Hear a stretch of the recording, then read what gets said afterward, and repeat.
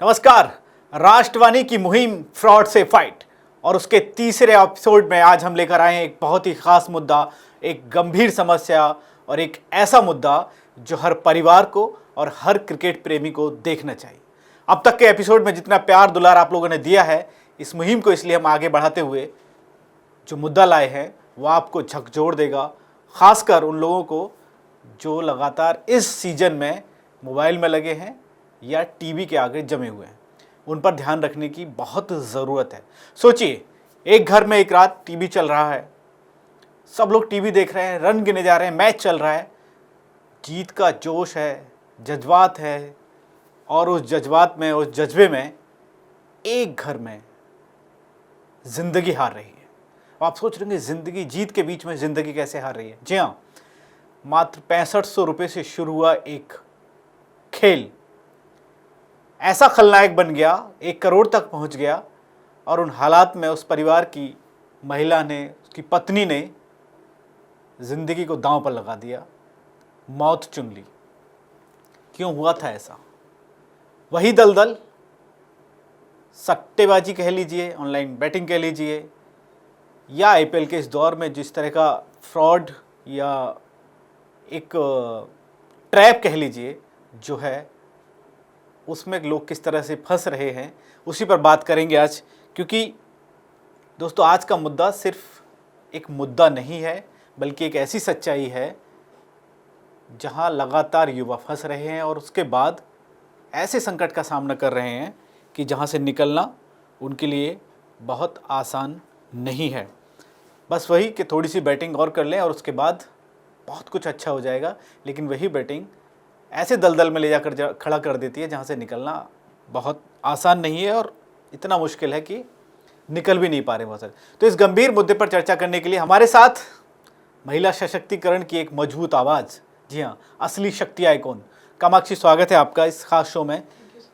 और इस गंभीर मुद्दे पर चर्चा के लिए हम जब आप आए हैं आज, तो आपसे यही जानना चाहूँगा कि जो आईपीएल में सारा मामला चल रहा है, जो बेटिंग है ऑनलाइन, क्या ये सिर्फ एक गेम है या एक बड़ा ट्रैप है? जैसे एक चिंगारी जंगल को जला देती है, वैसे ही ये बैटिंग का सिलसिला कभी कभी पूरे घर को जला देता है।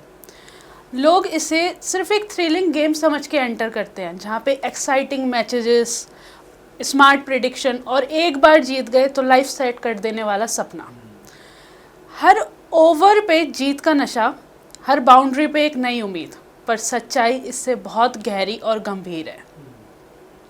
अगर हम देखें तो ये माइंड को ऐसे हाईजैक कर लेते हैं, एक सोफेस्टिकेटेड ट्रैप है जो धीरे धीरे आपके माइंड को हाईजैक कर लेगी।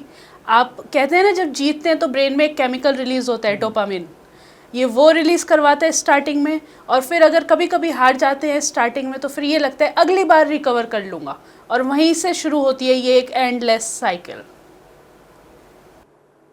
तो ये अभी जब आईपीएल का दौर चल रहा है और ये मुद्दा जब हम लोगों ने उठाया, तो मैं देखता हूँ कि तमाम लोग ना फ़ोन में लगे हैं। कहीं मैंने घर में भी देखा है कुछ लोगों को, मतलब दूसरे या रोड साइड पे मैं स्कूल के बच्चों को आजकल देख रहा हूँ, शाम के टाइम में वो जैसे ही मैच शुरू होता है और वो अपना फ़ोन लेके एकदम कहीं चुपचाप लगे हैं।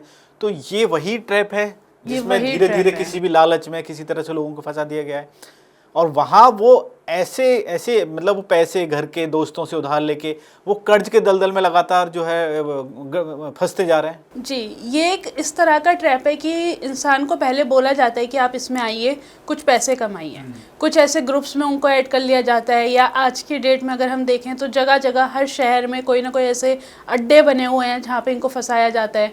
और बच्चों को शुरू में थोड़ी जीत मिलती है प्रेडिक्शंस में, और फिर जैसे ही वो ट्रैप हो जाते हैं, उनको मजबूर किया जाता है, उनके माइंड को ऐसे सेट किया जाता है कि कहीं से थोड़े पैसों को और जुगाड़ कर लो, प्रीवियस वाले लॉस से भी निकल जाओगे और आगे ज़िंदगी भी बन जाएगी, एक शॉर्टकट जिसे कहें। बिल्कुल, क्योंकि मैंने पिछली बार भी एक ऐसा केस देखा था कि वो बच्चे ने किसी से कॉलोनी में उधार ले लिए थोड़े से पैसे, 2000 रुपये, कि बस मेरा पॉकेट मनी आते ही मैं आपको वापस कर दूंगा।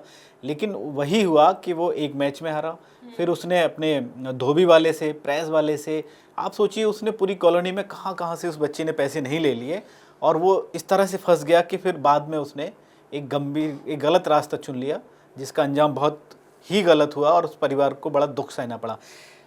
आपसे एक जानना चाहूँ, कर्नाटक में एक ऐसा केस आया था जी, वो इसी लत लालच और उस बैटिंग के चक्कर में जो है उसका कर्ज का जो पूरा ढेर था वो पहाड़ खड़ा हो गया, 1 करोड़ तक मामला पहुंच गया जी। और वो परिवार तबाह हो गया। उसके बारे में थोड़ी सी डिटेल बताइए कि वो किस तरह से ये सारी चीज़ें हुई, कैसे शुरुआत हुई होगी और ये इस केस में पूरा क्या था पूरा मामला? देखिए, बैटिंग सिर्फ पैसा नहीं लेती, वो पूरा परिवार जला देती है। यही हुआ कर्नाटका वाले केस में।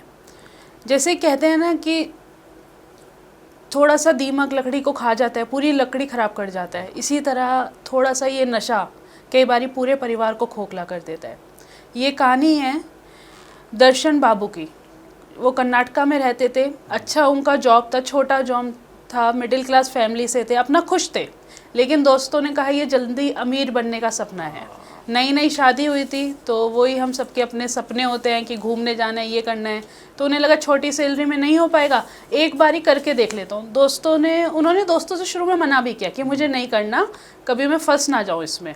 तो दोस्तों ने कहा ले तू थोड़े से पैसे ले, एक ब्लैंक चेक दे दिया उन्हें कि तू इसमें रकम भर ले। लेकिन उन्होंने ये नहीं बताया ये ब्लैंक चेक जो था वो कर्ज के रूप में था, कोई गिफ्ट नहीं था। तो उन्होंने उसमें 20,000 रुपये भरे, कुछ पैसे भरे और फिर धीरे धीरे खेलना शुरू करा। चंद रुपयों से ये गेम शुरू हुआ और कब ये 1.5 करोड़ का कर्ज बन गया उन्हें खुद नहीं पता था। EMI रुक गई, फैमिली पे प्रेशर आ गया, लोन लिया था नया, घर लिया था नया, लोन लेना पड़ा। तो सारी EMI, बच्चों के खर्चे जो भी थी वो चीज़ें सब रुक गई। और एक दिन 18 मार्च 2024 सुबह जब वो उठते हैं तो देखते हैं कि उनकी वाइफ ने सुसाइड कर लिया। एंड सुसाइड लेटर में साफ मेंशन था कि उनके हस्बैंड को IPL बैटिंग में पैसा लगाने की आदत थी, जिस वजह से जो कर्जे वाले थे वो खड़े हुए थे, हैरेसमेंट हो रहा था। तो पीछे क्या रह गया? सिर्फ 2 साल का उनका एक बच्चा, उसकी क्या गलती थी? ऐसे केस में फिर महिला के लिए जो उस परिवार में है अब बची हैं, उनके लिए सोचो आगे की ज़िंदगी गुजारना, उत्पीड़न उनका, हरेसमेंट और फिर वो उस बच्चे का लालन पोषण, उसकी ज़िंदगी। वो आदमी तो ठीक है, उसने गलत कदम उठाया था और ख़त्म हो गया, चीज़ें ख़राब कर ली। अब मतलब किया किसने, झेलना किसी और को पड़ेगा। ये तो बड़ी मतलब पूरा परिवार एकदम बर्बाद हो जाने वाली कहानी है। और साजिद, ये स्टोरी ना सिर्फ एक स्टोरी नहीं है, ये हमारे भारत में हज़ारों लोगों की कहानी है जिनकी वजह से, जिनकी इस लत की वजह से कितने घर तबाह हो रहे हैं।